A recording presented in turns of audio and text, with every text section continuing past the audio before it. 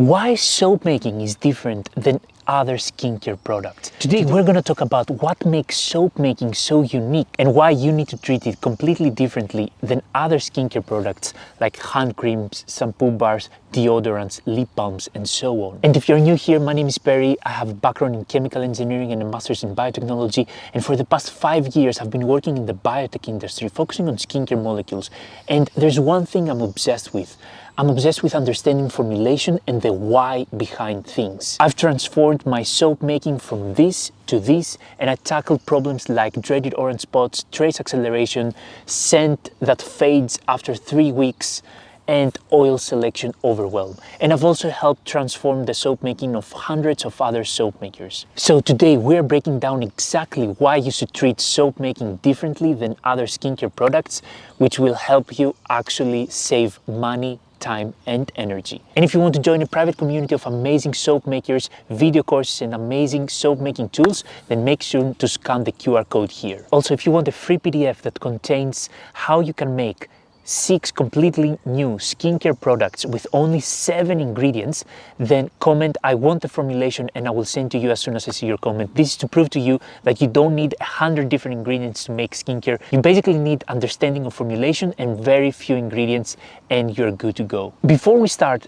we need to understand what soap is. Soap is basically a salt that is produced by the saponification reaction. The saponification reaction is basically when you have oils and butters like olive oil, coconut oil, shea butter, beef tallow, castor oil, and so on, and you have sodium hydroxide or lye, which is basically an alkaline solution that converts oils into soap.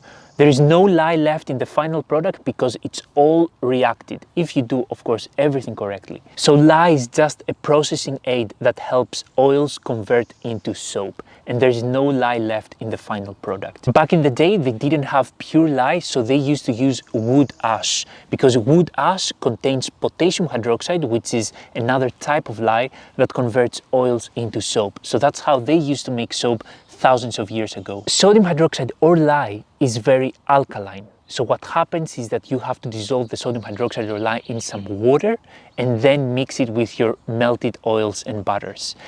But this lye solution is very alkaline, meaning that it has a very high pH and that it's very caustic. That's why you should always make sure you wear protective gear and that you work in a well-ventilated area when you're handling lye, and that you always add the lye in the water and never the other way around. So when you mix your oils and lye solution together, you have a very alkaline solution that has a very high pH. And when saponification starts, meaning when your oils and lye solutions start emulsifying, they start becoming one and creating what we call the soap butter, then saponification is exothermic, meaning it starts releasing heat. So you have both high pH and high temperature. And what does that mean for your ingredients? It means that all of your ingredients, they are subjected to this harsh environment, to a harsh environment of high temperature and high pH. Your essential oils that you paid so much money for, they tend to degrade, they tend to evaporate really, really fast because they're subjected in a very high pH that basically degrades compounds, and in very high temperature that basically makes essential oils evaporate faster. Your oils that contain all these fancy nutrients like vitamin E, antioxidants, they are completely degraded in a soap making environment because of the harsh conditions. That's why I tell people there is no reason for choosing expensive oils like avocado oil or macadamia oil, because those are no different than olive oil, which is much cheaper. And those oils, macadamia oil, avocado oil, and so on, they tend to have nutrients, very important nutrients like antioxidants and vitamins, but all of these nutrients, they get degraded in a soap making environment. So in the end, you pay more money for no extra value. While in other skincare products like shampoo bars, conditioner bars, hand creams, face creams, lip balms, deodorants, you do not have a chemical reaction. You do not have lye that reacts with oils to create a complete unique product. You have the original products in their original form. So you have shea butter as shea butter, not as sodium stearate, which is what lye converts shea butter to. Or you have olive oil as olive oil, not as sodium oleate, which is what lye converts olive oil to.